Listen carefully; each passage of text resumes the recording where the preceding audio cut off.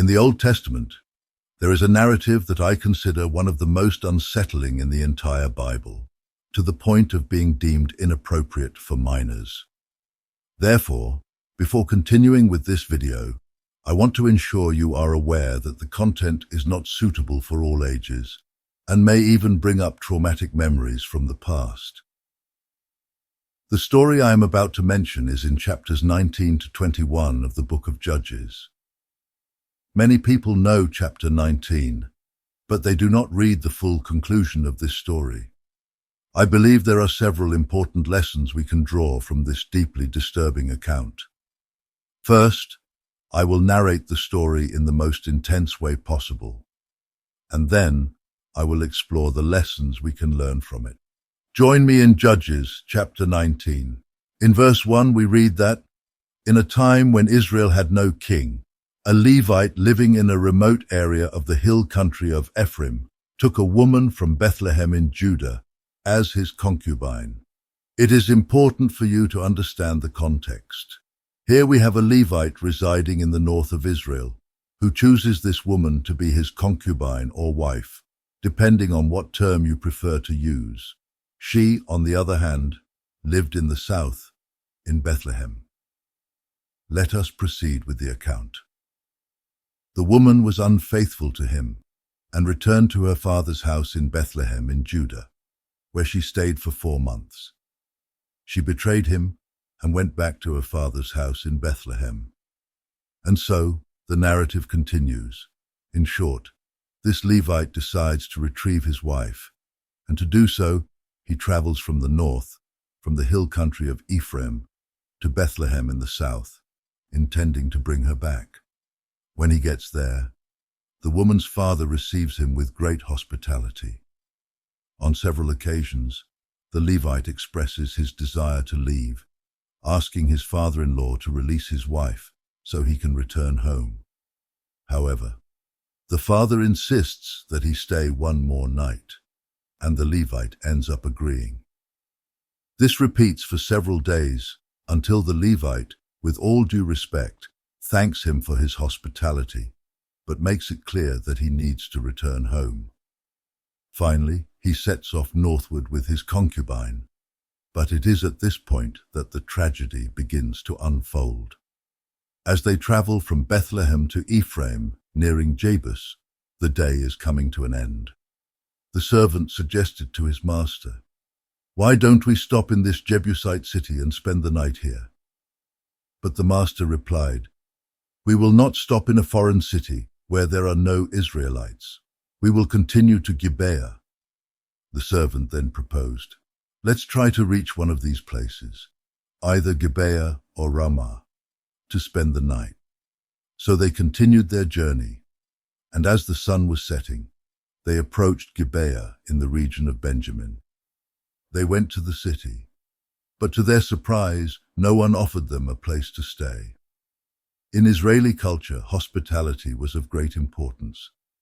Later, already at night, an old man appeared in the square and asked, "Why are you still here?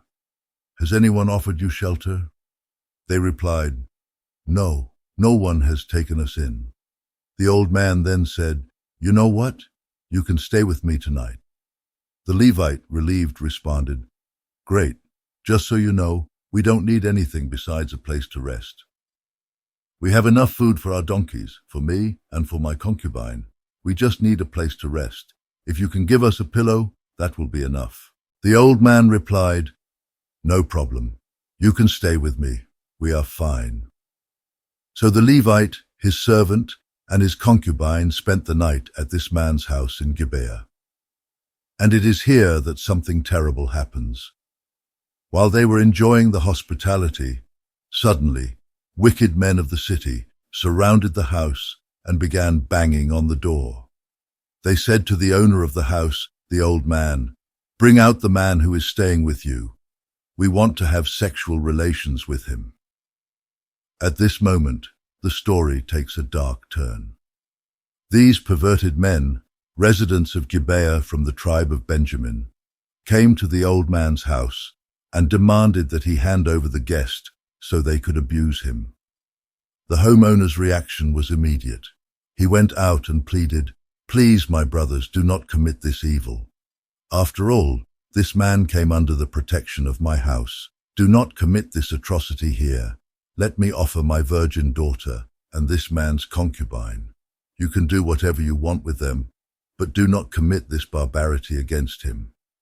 This horrific proposal was made by the homeowner in an attempt to protect the guest. However, what happens next is unimaginable.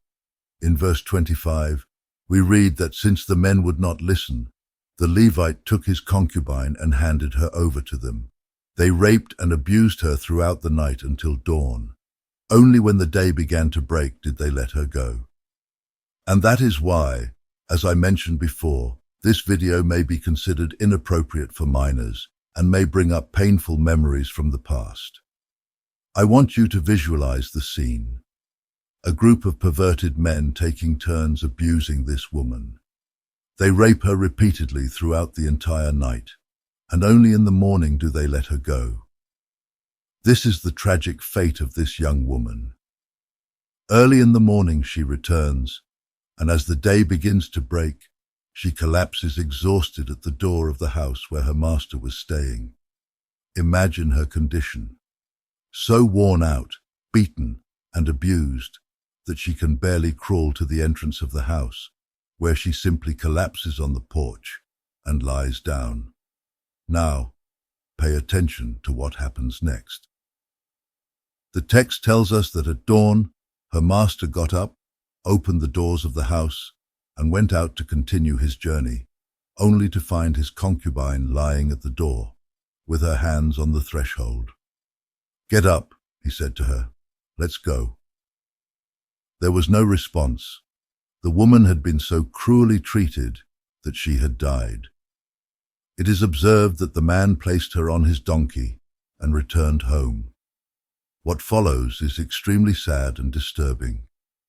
When he reached home, he took a knife and with great sorrow dismembered his concubine into 12 pieces, one piece at a time, and then sent each part to different regions of Israel. Those who witnessed this said that nothing like this had ever happened since the Israelites left Egypt. Reflect on this, discuss and debate. This man took his concubine home, dismembered her into 12 parts, and likely attached a letter to each fragment of his deceased concubine's body. He sent each piece to the 12 tribes of Israel, accompanied by a letter describing in detail what had been done by the very brothers of one of the tribes, the tribe of Benjamin. When the other tribes saw and read about what happened to the woman, they said they had never witnessed anything like it in our entire history. There is much more to explore in chapters 20 and 21, so I ask you to stay tuned. Now, I want to begin extracting some important lessons from this situation. The first lesson is this: when there is no accountability in our lives, we risk deviating in our behavior. Let's recall what Judges 19:1 says, which we've already read, but I'll reiterate here. In those days, when there was no king in Israel, you see, in the absence of an authority to whom we are accountable, we tend to stray. When there is no fear of having to justify our actions or decisions, we are more inclined to make wrong choices. This happens because we believe we can act in isolation, without needing to answer to anyone else. And that is exactly what was happening in Israel. There was no king, there was a law, but it was neither respected nor enforced. And what was the result of this? They ended up committing acts they probably never imagined they would do.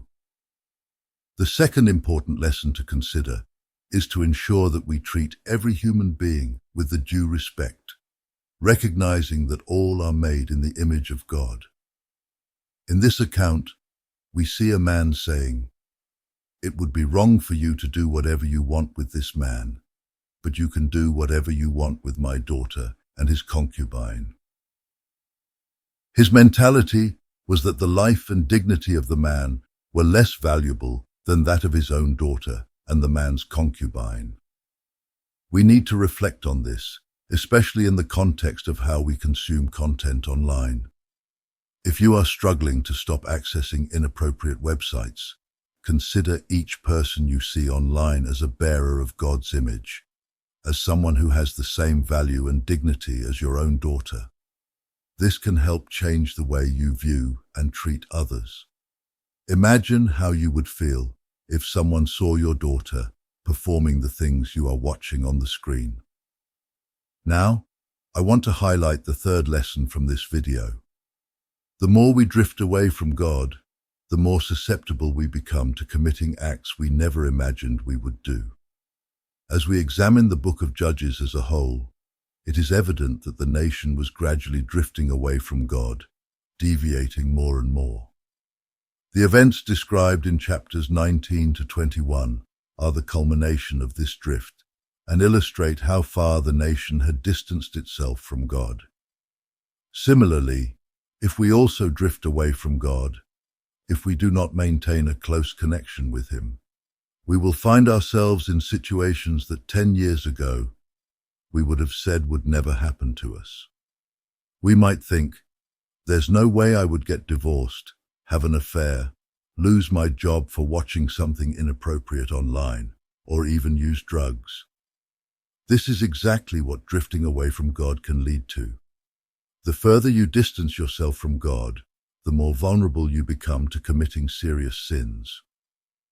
The story does not end in chapter 19, though I wish it did. Unfortunately, the situation worsens, as in chapter 20, a civil war breaks out between the 11 tribes of Israel and the tribe of Benjamin. The tribe of Benjamin is responsible for the monstrous act against one of their own Israelite brothers. I recommend that you read chapters 20 and 21 carefully. To summarize, a devastating battle occurs, resulting in the loss of thousands of lives on both sides. In the end, only 600 men from the tribe of Benjamin survive. In chapter 21, the other 11 tribes begin to feel sorrow for the tribe of Benjamin, worried about the possibility of its extinction due to the reduced number of survivors. Now, they face a new problem. There are no women from the tribe of Benjamin for the survivors to marry and have children with. The other tribes of Israel are concerned about the possibility that one of their 12 tribes might disappear. This brings us to the fourth lesson. Every wrong decision we make brings consequences that we cannot control. Although the acts committed by the Benjamites were unacceptable, the decision of the other 11 tribes to engage in conflict and exterminate them also had its repercussions. Now, everyone is paying the price for the choices made. The Benjamites face the consequences of their initial actions, while the other tribes deal with the ramifications of their violent response. Remember, you can choose your sins, but you cannot choose the consequences that come with them. Every decision we make generates consequences, and the problem is that we don't have control over those consequences. In the case of the Israelites, they killed the men of Jabesh Gilead and found 400 women who had never married. These women were then given to 400 of the 600 Benjamite men so they could form families. However, a simple mathematical problem arises. There were 600 men from the tribe of Benjamin, but only 400 women available from Jabesh Gilead. This left 200 Benjamite men without wives, since all the other women had been killed. And that's why I mentioned that bad decisions often lead to other bad choices. What happens next is a clear example of this. The Israelites, after making a vow not to give their daughters in marriage to the Benjamites, decide to find an alternative solution. They think, well, we can't offer our daughters directly, but we didn't say anything about them being taken. So, they decide to hold a festival where some of their daughters will dance and celebrate. The idea is that technically, they are not breaking their vow if the women are kidnapped during the event. Thus, they organize the festival, and the 200 Benjamite men are instructed to take advantage of the situation. During the festival, They capture the women who are dancing and take them as wives, solving the problem of the lack of partners for the Benjamites. Now, folks, I understand that this story is quite complex, and I've tried to summarize as much as possible, but the main lesson is clear. One bad decision often leads to a series of other wrong choices, and those choices have widespread and negative impacts on many people. Revisit this story and observe how many lives were adversely affected because of a single bad decision. Although some men from the tribe of Benjamin may have contributed to the situation, many others who were not at fault ended up suffering the consequences. Furthermore, the people of Jabesh Gilead also faced severe losses, and the women of that city were taken from their land and given to the Benjamites. These events show how bad decisions can have vast and harmful repercussions, affecting many who were not directly involved in the original decision. And so, these women were taken by the Benjamites and separated from their families. All of this happened because of a series of wrong decisions. But there is a fifth and final lesson I'd like to share with you today. God offers grace even in the midst of our most destructive choices. See how the book of Judges concludes.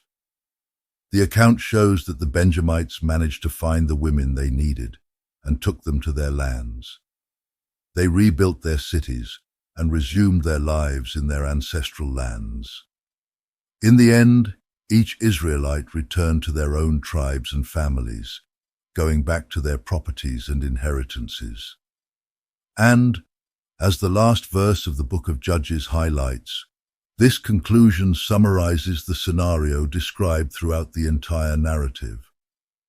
In those days, there was no king in Israel. Everyone did what was right in their own eyes. The text ends by saying that, in those days, there was no king in Israel, and everyone did what they thought was right. Although God was merciful in allowing the tribe of Benjamin to rebuild and repopulate, not without consequences, the story illustrates the seriousness of the decisions made. If there is one crucial lesson to be learned, it is that every decision we make carries consequences. Often, these consequences are beyond what we can measure and cannot be chosen by us. The important thing is to remember that our choices have a profound and lasting impact.